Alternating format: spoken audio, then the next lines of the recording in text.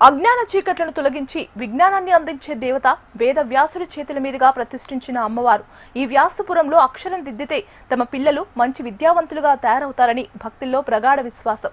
దివంగత మాజీ ప్రధాని పివి నరసింహారావు మొదలు నేటి చుక్కారామయ్య వరకు అందరూ ఈ ప్రాంగణంలోనే ఓనమాలు నేర్చుకున్నవారే. కోరిన కోరికలు తీర్చే దైవంగా ఖ్యాతి గడించిన బాసర అమ్మవారి ఆలయంపై హెచ్ఎంటీవీ స్పెషల్ రిపోర్ట్.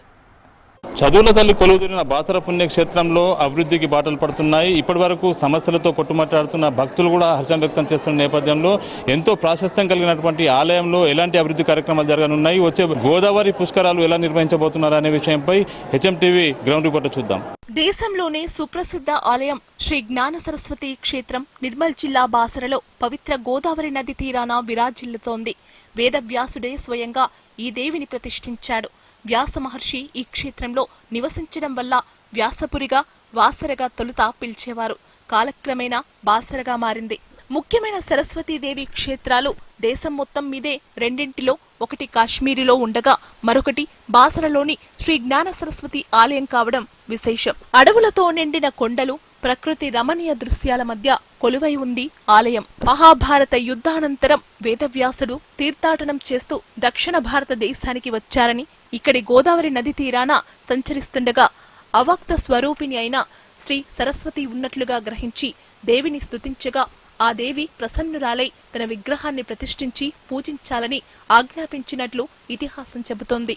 ఇలా ప్రతిరోజు వేదవ్యాస మహర్షి గోదావరి నదిలో స్నానం చేసి సరస్వతీదేవిని ధ్యానించి 3 పిడికెడు ఇసుకను తెచ్చి ఇదే కౌమారచల ప్రాంతంలో 3 స్థలాల్లో కుప్పలుగా పోసి పూజించేవాడట. ఆ 3 ఇసుక కుప్పలు క్రమేణా 3 మూర్తులుగా ఉద్భవించి మహాసరస్వతి, మహాలక్ష్మి, మహాకాళి రూపాలుగా వెలిసినట్లు నాటి స్థల పురాణం ద్వారా తెలుస్తోంది. ప్రధాన దేవాలయానికి తూర్పు భాగమున ఔదుంబర వృక్షఛాయలో దత్తామందిరం, దత్తా పాదుకలు ఉన్నాయి. మహాకాళి దేవాలయం పశ్చిమ భాగమున నిత్యార్చనలతో చూడముచ్చటగా ఉంటుంది. శ్రీ వ్యాస మందిరం దక్షిణ దిశలో ఉంది. ఇందులో వ్యాస భగవానుని విగ్రహం, వ్యాసలింగము ఉన్నాయి. మందిరానికి దగ్గరలో ఒక గుహ ఉంది. ఇది నరహరి మూలకుడు తపస్సు చేసిన స్థలమంటారు. అక్కడ వేదవతి అనే శిలపై తడితే ఒక్కో ప్రక్క ఒక్కో శబ్దం వస్తుంది. అందులో సీతమ్మవారి నగలున్నాయంటారు. ఇక్కడికి దగ్గరలో 8 పుష్కరిణీలున్నాయి. ఇంద్రతీర్థం, సూర్యతీర్థం, వ్యాసతీర్థం, వాల్మీకి తీర్థం, విష్ణు తీర్థం, గణేష తీర్థం, పుత్రతీర్థం, శివతీర్థం. బాసర క్షేత్రంలో మహాశివరాత్రి, వసంత పంచమి, అక్షరాభ్యాసం, దేవి నవరాత్రులు, వ్యాస పూర్ణిమ పర్వదినాలను విశేషంగా నిర్వహిస్తారు. ప్రధానంగా ప్రతి సంవత్సరం ఈ 3 ఉత్సవాలు జరుగుతాయి. మాఘశుద్ధ పంచమి నాడు సరస్వతి జన్మదినోత్సవం జరుపుకుంటారు. మహాభిషేకం తర్వాత వివిధ పుష్పాలతో వాగ్దేవిని నయనానందకరంగా అలంకరిస్తారు. వసంత పంచమికి 15 రోజుల ముందు నుండి ప్రారంభమయ్యే ఈ ఉత్సవాలు వసంత పంచమికి 3 రోజుల వరకు జరుగుతాయి. ఆ సమయంలో దేవికి ప్రత్యేక పూజలు, ఆరాధనలు జరుపుతారు. మహాశివరాత్రి పర్వదినం మొదలుకొని 3 రోజులు పెద్ద జాతర వేడుకలు నిర్వహిస్తారు. వేలాది భక్తులు పవిత్ర గోదావరి నదిలో స్నానమాచరించి వాగ్దేవికి ప్రదక్షిణలు ఆచరిస్తారు. బాసరలోని అమ్మవారికి ఎంతైతే ప్రాశస్త్యం ఉందో ఇక్కడ గోదావరి నదికి కూడా అంతే ప్రాశస్త్యం కలిగి ఉంది. 2003-4 ఆ ప్రాంతంలో జరిగినటువంటి గోదావరి పుష్కరాలకు ప్రముఖంగా ఈ ప్రాంతానికి గుర్తింపు వచ్చింది. అప్పుడు సమైక్య రాష్ట్రంలో అప్పటి ముఖ్యమంత్రి, ప్రస్తుతము టీడీపీ అధినేత, ఏపీ ముఖ్యమంత్రిగా ఉన్నటువంటి నారా చంద్రబాబు నాయుడు ఆధ్వర్యంలో పెద్ద ఎత్తున బాసరకు సంబంధించి నిధులు కేటాయించారు. అప్పట్లో భారీ ఎత్తున అభివృద్ధి కార్యక్రమాలకు కూడా శ్రీకారం చుట్టారు. అనంతరం 2014-15లో మళ్లీ జరిగినటువంటి పుష్కరాల్లో కూడా ప్రత్యేక తెలంగాణ రాష్ట్రంలో కేసీఆర్ ఆధ్వర్యంలో దాదాపు 500 కోట్ల నిధులు కేటాయించారు. ప్రస్తుతం అయితే గోదావరికి సంబంధించి మహారాష్ట్రలోని నాసిక్లో జన్మస్థలమైనప్పటికీ కూడా తెలంగాణలో ఇదే ప్రాంతం గుండా చేరుతుంది. ఇక్కడ నుండే గోదావరి ఉమ్మడి ఆదిలాబాద్ జిల్లా నుంచి ప్రారంభమవుతుంది. భద్రాచలం వరకు 4 జిల్లాలను కనెక్ట్ చేసుకుంటూ ప్రవహిస్తున్నటువంటి గోదావరి, ఈ గోదావరి నదికి సంబంధించి బాసర పుణ్యక్షేత్రంలోని గోదావరి నదికి గత పుష్కరాల సందర్భంగా ఏర్పాటు చేసినటువంటి స్నానఘట్టాలు, పుష్కర ఘట్టాలు, స్నానఘట్టాలన్నీ కూడా కొంత పూర్తిగానే ఉన్నాయి. అప్పటి నుంచి కూడా వరదలు చాలా సందర్భాల్లో సంభవించిన సమయాల్లో పుష్కర ఘాట్లు దెబ్బతినడం కానీ భక్తులకు చాలా ఇబ్బందికర పరిస్థితులు. 2014-15లో జరిగినటువంటి గోదావరి పుష్కరాలు అప్పుడు వర్షాభావ పరిస్థితుల నేపథ్యంలో అప్పటి పరిస్థితుల్లో ఎగువన మహారాష్ట్రలోని ఇదే నదిపై బాబ్లీ ప్రాజెక్టు నిర్మాణం సంబంధించి నీటి ప్రవాహం పూర్తిగా తగ్గిపోవడం చేత స్నానం ఆచరించేందుకు నీటిలో మునక వేసేందుకు కూడా ఇక్కడ నీరు నిల్వలేని పరిస్థితి నేపథ్యం. అప్పట్లో నీటి ప్రవాహం అయితే పుష్కలంగా కనిపిస్తుంది. వచ్చే సంవత్సరం పుష్కరాలు ఉన్నాయి కాబట్టి అలాంటి సిచ్యువేషన్ క్రియేట్ అయితే కానీ ముందస్తు ఆలోచనతో ముందుకు వెళ్ళాలని చెప్పి భక్తులు కూడా కోరుకుంటున్నారు. నీటి స్టోరేజ్ చేసినా కూడా పుష్కర ఘట్టాల వద్ద స్నానం ఆచరించేందుకు భక్తులకు సౌకర్యంగా ఉంటుంది అంటున్నారు. చూడొచ్చు పుష్కర ఘాట్లకు సంబంధించి ఘాట్ 1 ఇది బాసరలోని గోదావరి పుష్కర ఘాట్ 1. ఈ ప్రాంతం నుంచి కూడా కనెక్ట్ చేసుకుంటూ మరో పుష్కర ఘాట్ను గత ప్రభుత్వ హయాంలో నిర్మించారు. ఆ పుష్కర ఘాట్ వద్ద నదికి నిత్యహారతి కార్యక్రమం కూడా జరుగుతూ ఉంటుంది. కార్యక్రమాలను కూడా జరుగుతున్నప్పటికీ అభివృద్ధికి సంబంధించి నిధులు కేటాయించకపోవడం వల్లే పాలకుల నిర్లక్ష్యం కారణంగానే ఇబ్బందులు ఉన్నాయి ఇక్కడ అని చెప్పి భక్తులు చాలా సందర్భాల్లో పేర్కొన్న పరిస్థితి చూడొచ్చు. చెత్త చెదారంతో ఉంటుంది, బురదతో నిండిపోయింది. పుష్కర ఘాట్ల నుంచి అంటే లోనికి దిగాలన్నా కానీ కనీసము వే కూడా లేని పరిస్థితి చూడొచ్చు. వీటన్నిటిపై కూడా ఫోకస్ చేయాల్సిన అవసరం ఉంది. ఎందుకంటే గత ప్రభుత్వ హయాంలో కేటాయించినటువంటి నిధులన్నీ పుష్కర ఘాట్లకు సంబంధించి చేపట్టినప్పటికీ కూడా బ్రిడ్జ్ ఏదైతే కనెక్టివిటీ ఉందో బాసర నుంచి నిజామాబాద్ వెళ్ళే కనెక్టివిటీకి సంబంధించిన బ్రిడ్జ్ ఆ ప్రాంతానికి ఆనుకొని అక్కడి వరకు నిర్మాణం జరిగినప్పటికీ కూడా చాలా ప్రాంతాలు అంటే ఇక్కడ నుంచి అక్కడి వరకు చూసుకుంటే కూడా చాలా చోట్ల కూడా ఘాట్స్ అన్ని కూడా దెబ్బతిన్న పరిస్థితి. దీన్ని మరమ్మతులు చేసిన దాఖలాలు కూడా లేవు. ఇప్పుడు ఫోకస్ చేసింది తెలంగాణ రాష్ట్ర ప్రభుత్వం బాసర ఆలయ అభివృద్ధితో పాటు వచ్చే సంవత్సరం నిర్వహించుకునే పుష్కరాలు వైభవంగా జరగాలి అనే ఒక సంకల్పంతో సీఎం రేవంత్ రెడ్డి చేతుల మీదుగా 225 కోట్ల రూపాయల నిధులతో బాసర అభివృద్ధికి శ్రీకారం చుట్టిన నేపథ్యంలో భక్తుల్లో మాత్రం కొత్త ఆశలు చిగురిస్తున్నాయి. ఖచ్చితంగా 3 దశల్లో ఈ పనులన్నీ కూడా సాగుతుంటాయి కాబట్టి వచ్చే పుష్కరాల వరకైనా కానీ పనులన్నీ కూడా పూర్తి చేసి భక్తులకు పూర్తి స్థాయిలో వసతులు కల్పించాలని చెప్పి భక్తులు కూడా డిమాండ్ చేస్తున్న పరిస్థితి. దినదిన అభివృద్ధి చెందుతున్న బాసరలో భక్తుల రద్దీ పెరుగుతున్నా వసతులు లేక ప్రతినిత్యం భక్తులు ఇబ్బందులు పడుతుండగా మరోపక్క మళ్లీ 2027 గోదావరి నది పుష్కరాలు సమీపిస్తుండటంతో బాసర ఆలయం అభివృద్ధికి ప్రాధాన్యత కల్పిస్తూ సీఎం రేవంత్ రెడ్డి నిర్ణయం తీసుకున్నారు. ఇందులో భాగంగా ఆలయ పునర్నిర్మాణం, ఆలయ అభివృద్ధి కోసం 225 నిధులు వెచ్చించనున్నారు. బాసర ఆలయంలో ఇవాళ రేవంత్ రెడ్డి గారు డెవలప్మెంట్ కార్యక్రమాలు చేపట్టడం చాలా ఆనందంగా ఉంది. ఈరోజు రేవంత్ రెడ్డి గారు ఈ ఆలయ నిర్మాణం కోసం 225 crores ఖర్చు పెట్టి డెవలప్మెంట్ చేయడం చాలా ఆనందంగా ఉంది. గతంలో భక్తులకి కలిగే ఇబ్బందులు అన్ని ఆయన దృష్టికి వెళ్ళడం వలన ఆయన ఈ నిర్ణయం తీసుకోవడం మాకు చాలా ఆనందంగా. భక్తులకి ఇంతకుముందు ఇబ్బందులు కొన్ని చిన్న ఇబ్బందులు ఉండడం వల్ల ఈరోజు ఈ 225 కోట్లతోని ఎలాంటి ఇబ్బందులు భక్తులకు కలగకుండా అభివృద్ధి పనులు చేపట్టాలని ఒక ఆశయంతో ఈరోజు మన గౌరవ ముఖ్యమంత్రి రేవంత్ రెడ్డి ఇక్కడికి వచ్చి ఇలా చేయడము మా అందరికి బాగా సంతోషకరంగా ఉంది. అక్షరాభ్యాసాలకు ఆలవాలమైన బాసర క్షేత్రం పునర్నిర్మాణంతో కొత్త శోభను సంతరించుకోనుంది. వేదవ్యాస మహర్షితో ప్రతిష్ఠితమైన 3 అమ్మలు కొలువైన ఆలయం ఆచారాలకు అనుగుణంగా సమున్నతమైన రాజగోపురం, కోనేరు, ఉత్తర ద్వారం అభివృద్ధి, ధ్యాన మందిరాలతో మరింతగా భక్తుల మనస్సులను ఆకట్టుకోనుంది. 1000 సంవత్సరాల చరిత్ర కలిగిన బాసర జ్ఞాన సరస్వతి ఆలయ పునర్నిర్మాణాలకు రాష్ట్ర ప్రభుత్వం 225 కోట్లను కేటాయించింది. పునర్నిర్మాణ పనులకు సీఎం రేవంత్ రెడ్డి శంకుస్థాపనలు చేశారు.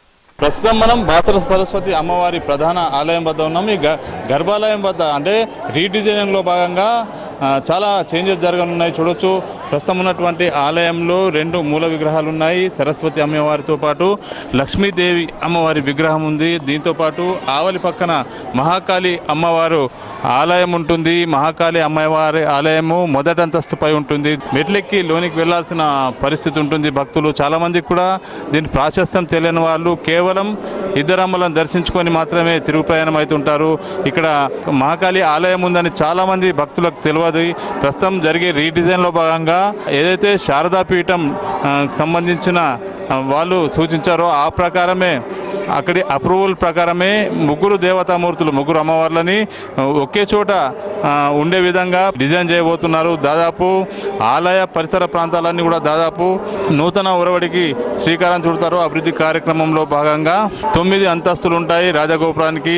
ఇది ఈశాన్య కోనేరు కూడా కొంత డెవలప్మెంట్ జరుగుతుంది. 3 రేట్లుగా పెరగనున్న దేవాలయ విస్తీర్ణము దాదాపు 225 కోట్లతో బాసర జ్ఞాన సరస్వతి ఆలయాన్ని పునర్నిర్మాణ కార్యక్రమం అంతా కూడా జరగనుంది. శృంగేరి పీఠాధిపతులు అనుమతితో ఈ పనులన్నీ కూడా జరిగే అవకాశం ఉంది. దక్షిణ భారతదేశంలో ఏకైక జ్ఞాన సరస్వతి దేవాలయం. ఈ దేవాలయంకి సంబంధించి అభివృద్ధిపై గతంలో నుంచి కూడా దశాబ్దాలుగా చాలా రకాల డిమాండ్స్ ఉన్నాయి. ముఖ్యంగా దేవీ నవరాత్రి ఉత్సవాలతో పాటు అమ్మవారి పుట్టినరోజుగా చూసుకునేటువంటి వసంత పంచమి, శ్రీ పంచమిగా పిలుచుకుంటాము. ఆ వసంత పంచమి ఉత్సవాలు కూడా అత్యంత వైభవంగా ఇక్కడ నిర్వహించుకోవడం ఆనవాయితీగా వస్తుంది. ఈ ఆనవాయితీలో భాగంగానే ఈ ముఖ్యమైన రోజుల్లో దాదాపు 50 నుంచి 70-75 వేల మంది భక్తులు వస్తూ ఉంటారు. ఆ సమయంలో దాదాపు వసతులు లేక చాలామంది ఇబ్బంది పడుతూ ఉంటారు. ముఖ్యంగా గోదావరి నదీ తీర ప్రాంతం అంతా కూడా మహారాష్ట్రలోని నాసిక్కు జన్మస్థలంగా ఉంటుంది గోదావరి నది. గోదావరి నది తెలంగాణలో మొదటిసారిగా ఇక్కడే స్టార్ట్ అవుతుంది, ఇక్కడే ప్రవేశిస్తుంది. కాబట్టి రాబోవు పుష్కరాల్లో 2020లో జరిగే పుష్కరాల్లో కూడా భారీ ఏర్పాట్లు చేపడుతున్నారు. 2015లో దాదాపు 500 కోట్ల రూపాయలతో బాసర నుంచి ఏదైతే గోదావరి నది తీర ప్రాంతం అంతా కూడా అభివృద్ధి కోసం కేటాయించడం జరిగింది. ఇందులో భాగంగానే అప్పట్లో కొన్ని పనులు అసంపూర్తిగా మిగిలిపోయాయి. నేటికి కూడా అవి అసంపూర్తిగానే కనిపిస్తున్నాయి. అక్షర మండపాలు కానీ, అక్షర శ్రీకార మండపాలతో పాటు నిత్యాన్నదాన సత్రము, అదేవిధంగా భక్తులకు కావాల్సిన వసతి గృహాలు, ఇవన్నీ కూడా కొత్తగా డిజైన్ చేస్తూ ఉన్నారు. ఇందులో భాగంగానే చాలా రకాల అభివృద్ధి కార్యక్రమాలకు ప్రభుత్వం శ్రీకారం చుట్టింది. 225 కోట్ల రూపాయలతో అభివృద్ధి కార్యక్రమాలకు అంకురార్పణ పలికారు. ఇందులో భాగంగానే ప్రస్తుతం అయితే బాసర అభివృద్ధిపైనే అందరి దృష్టి కేంద్రీకృతమై ఉంది. రాబో పుష్కర కాలం నాటికి, పుష్కరాల నాటికి పనులన్నీ కూడా పూర్తి చేస్తే భక్తులకు అన్ని రకాల సౌలభ్యం ఉంటుందని చెప్పి భక్తులు కూడా పేర్కొన్న పరిస్థితి. సంప్రదాయాలు, ఆచారాలకు అనుగుణంగా ఆలయ అభివృద్ధి పనులు చేపట్టేందుకు మాస్టర్ ప్లాన్ తయారు చేయాలని అధికారులను ఆదేశించారు. శృంగేరి పీఠాధిపతుల అనుమతితో బాసర ఆలయ పునర్నిర్మాణ పనులు చేపట్టనున్నారు. గర్భాలయం, అర్ధమండపం, రాజగోపురం, ఇతర గోపురాలు, మాడవీధులు, కోనేరు, ఉత్తర ద్వారాల నిర్మాణాలకు సంబంధించి పీఠాధిపతుల అనుమతులు తీసుకున్నారు. వారి సూచనలకు అనుగుణంగా మాస్టర్ ప్లాన్ ను రూపొందించారు. గోదావరి పుష్కరాల ఏర్పాట్లకు సంబంధించిన సమీక్ష జరిగింది. మనతో మాట్లాడేందుకు ఆలయ ప్రధాన అర్చకులు, స్థాన అర్చకులు ప్రవీణ్ గారు ఉన్నారు. స్వామీజీ చెప్పండి, ముఖ్యమంత్రి చేతుల మీదుగా కార్యక్రమాలు నిర్వహించడం జరిగింది. ఏమేం జరగబోతుంది బాసరలో? పుష్కరాలు ఎప్పటి నుంచి ఎప్పటి వరకు ఉంటాయి? ఏమేం జరగబోతుంది? ఓం సరస్వతే నమః. ఈరోజు చాలా శుభకరమైన దినము, శుభదినము. అమ్మవారి క్షేత్రం చాలా ప్రసిద్ధిగాంచినటువంటి, చాలా ప్రాశస్తమైనటువంటి, చారిత్రాత్మక గలమైనటువంటి బాసర సరస్వతి క్షేత్రంలో ఈరోజు ఆలయ పునర్నిర్మాణంకు మన తెలంగాణ రాష్ట్ర ముఖ్యమంత్రి వర్యులు వచ్చి భూమి పూజ మరియు అభివృద్ధి కార్యక్రమంలో భాగంగా ఈరోజు భూమి పూజ చేయడం జరిగింది. ఇందులో భాగంగానే అమ్మవారి యొక్క ఆలయం, ఇప్పుడు ఉన్నటువంటి ఆలయాన్ని చాలా వెడల్పుగా మరియు భక్తులందరికీ అమ్మవారి పరిపూర్ణమైనటువంటి దర్శనము మరియు అమ్మవారి పరిపూర్ణమైన ఆశీస్సులు కలగాలనే ఉద్దేశంతో చాలా బృహత్తరమైనటువంటి నమూనాను తయారు చేశారు. కాబట్టి ఈ యొక్క బృహత్తరమైన ప్రణాళిక ఇప్పుడు రూపుదాల్చనుంది. రాబోయే సంవత్సరము గోదావరి పుష్కరాలు ఉండడము, తర్వాత ఇటువంటి అభివృద్ధి కార్యక్రమం జరగడము చాలా ఇక్కడ ఉన్నటువంటి ప్రాంత ప్రజలకు, మళ్ళీ వచ్చే భక్తులకు కూడా చాలా ఆనందదాయకము. మరియు ఇక్కడ ఉన్నటువంటి ప్రాంత ప్రజలు అందరూ కూడా ఈ రోజు గురించి చాలా రోజుల నుండి వీక్షణ చెందుతున్నారు. కాబట్టి వారికి ఇప్పుడు మన ఉన్నటువంటి ముఖ్యమంత్రి వర్యులకు చాలా ధన్యవాదాలు తెలుపుతూ అమ్మవారి యొక్క పరిపూర్ణ ఆశీస్సులు వారికి ఉండాలని చెప్పి కోరుచున్నాం. శృంగేరి పీఠం నుంచి అంటే ఈ ప్లాన్కు సంబంధించి అప్రూవల్తోనే జరుగుతుందా, అంటే అదే విధానం ఉంటుందా, ఇంకేదైనా కొత్తగా ఉంటుందా? ఎందుకంటే అమ్మవారు, ముగ్గురు అమ్మవారికి పెట్టింది పేరు ఇక్కడ, సరస్వతి దేవితో పాటు మరో 2 అమ్మవార్లకు దర్శన భాగ్యం కొంత ఇబ్బందికరంగా ఉంటుంది. ఒక అమ్మవారి ఆలయం పైన ఉంది, చాలా మందికి ఆ భాగ్యం లేదు. ఇప్పుడు ఎట్లా ఉండబోతుంది? మన శారదాపీఠం శృంగేరి స్వామి వారి యొక్క ఆధ్వర్యంలోనే ఈ యొక్క పరిపూర్ణమైనటువంటి ఇప్పుడు ఉన్నటువంటి నమోదు ఏదైతే మాస్టర్ ప్లాన్ ఉందో వారి యొక్క అనుగ్రహం చేతనే, వారి యొక్క ఆజ్ఞ చేతనే ఈ యొక్క కార్యక్రమాన్ని చేపడుతున్నారు. స్వామి చెప్పండి, చాలామంది కూడా అక్షర శ్రీకారాలు చేస్తే అద్భుతాలు జరుగుతాయి అంటారు. మాజీ ప్రధానమంత్రి పివి నరసింహారావు మొదలు ఇప్పటి చిన్నపిల్లల వరకు కూడా చాలామంది ఉన్నతంగా ఎదిగిన వారే. ఎట్లా ఉంటుంది? యాదేవి సర్వభూతేషు విద్యారూపేణ సంస్థిత నమస్తస్యై నమస్తస్యై నమస్తస్యై నమో నమః. చదువుల తలగానే అక్షరం అనగానే అక్షరాభ్యాసం ఈ క్షేత్రం అక్షరాభ్యాసానికి ప్రసిద్ధి. కాబట్టి చదువుల తల్లి, చదువు ఉంటేనే మనకు అన్ని లభిస్తాయి.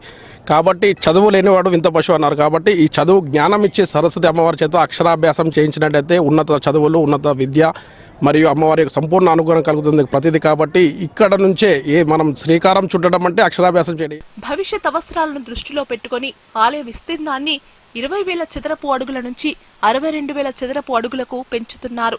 ఆలయంలో ప్రతి నిర్మాణాన్ని శిలలతో చేపట్టనున్నారు. 2027 సంవత్సరంలో గోదావరి నదికి పుష్కరాలు జరగనున్నాయి.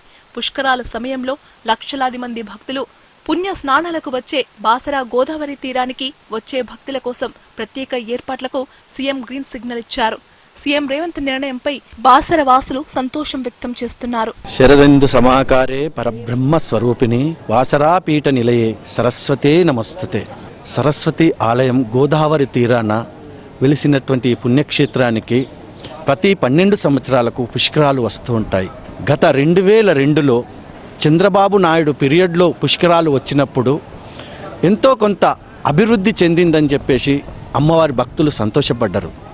అక్కడి నుంచి 2012-13 అప్పుడు అభివృద్ధి జరుగుతుంది అని అనుకున్నప్పటికీ ప్రభుత్వం పైన ఎన్నో ఆశలు పెట్టుకున్న ఆలయ నిర్వాహకులు అమ్మవారి భక్తులు కానీ వారికి ఎలాంటి అభివృద్ధి కనపడలేదు. మరి ఇప్పుడు 2027లో మళ్ళీ రాబోతున్నాయి. దానికి తక్కువ సమయం, 1 సంవత్సరమే ఉంది అన్న సమయంలో రాష్ట్ర ప్రభుత్వము మంచి నిర్ణయం తీసుకున్నట్టుగా వారు రేవంత్ రెడ్డి గారు మన ముఖ్యమంత్రి వర్యులు బాసర అమ్మవారిపై ప్రగాఢ విశ్వాసంతో భక్తితో అమ్మవారి దగ్గరికి తన మన్మన్ని తీసుకొని వచ్చి అక్షరాభ్యాసం చేయించి ఈరోజు 225 కోట్ల రూపాయలతో అమ్మవారి ఆలయాన్ని పునర్నిర్మించాలని కంకణం కట్టుకొని ఇయల్ల భూమి పూజ శంకుస్థాపన చేయడం జరిగింది. మరి ఇట్టి కార్యక్రమము అమ్మవారి ఆశీస్సులు వారికి ఎల్లవేళలా ఉండాలని చెప్పేసి ప్రభుత్వం చేపట్టనున్న అభివృద్ధి కార్యక్రమాలతో బాసర ఆలయం మహాద్భుతంగా మారనుందని ఆలయ వర్గాలు భావిస్తున్నాయి.